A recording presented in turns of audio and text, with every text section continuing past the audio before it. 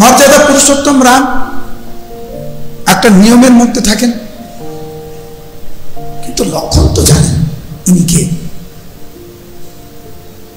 এবং ভগবান রামের প্রতি কত অবিচার হয়েছে অসম্ভব বর্ণনা করে, এবং লক্ষণ সেটাকে বারবার প্রতিবাদ করতেন, ক্রোধ প্রকাশ করতেন। কিন্তু যখনই কোনো পদক্ষেপ নিতে যেতেন রাম বলতেন না।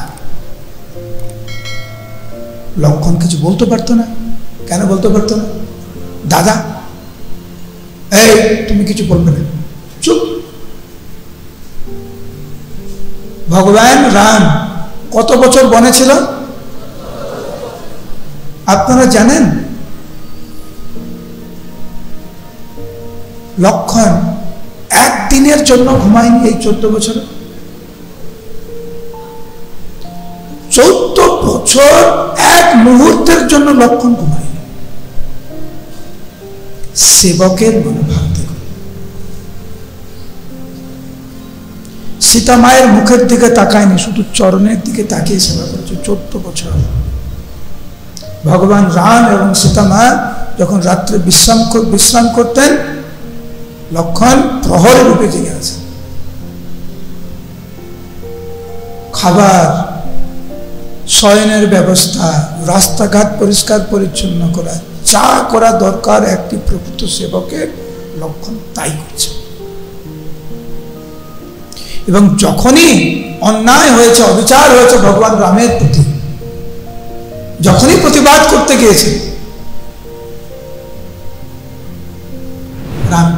ভগবান রাম লক্ষণ শান্ত। আর লক্ষণের মনে মনে এটা একটা ক্ষোভ। সেই জন্য যখন সুযোগ আসলো,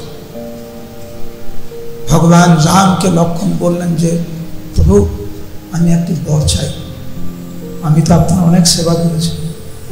ভগবান রাম বললেন তুমি তো আমার প্রাণের থেকেও প্রিয় লক্ষণ, আমার কাছে এমন কিছু নেই যে আমি তোমাকে দেব না, তুমি বলো তুমি কি চাও, আমি সব তোমাকে দেব। বললেন প্রভু পরের বারে যখন আমি অবতীর্ণ হব তোমার সাথে, আমি তোমার ছোট ভাই রূপে আমি অবতীর্ণ হতে চাই না, আমি তোমার বড় দাদা রূপে অবতীর্ণ হতে চাই। তোমার প্রতি এত অন্যায় অবিচার হচ্ছে, আর আমি যখনই প্রতিবাদ করতে যাচ্ছি আমাকে বলো না আমি তোমার ছোট, তুমি আমাকে ধমক দিয়ে বকা দিয়ে আমাকে দাবিয়ে দাও, বড় হলে তো তুমি তো আমাকে দাবাতে পারবে না, আমি যা বলবো তোমাকে করতে হবে।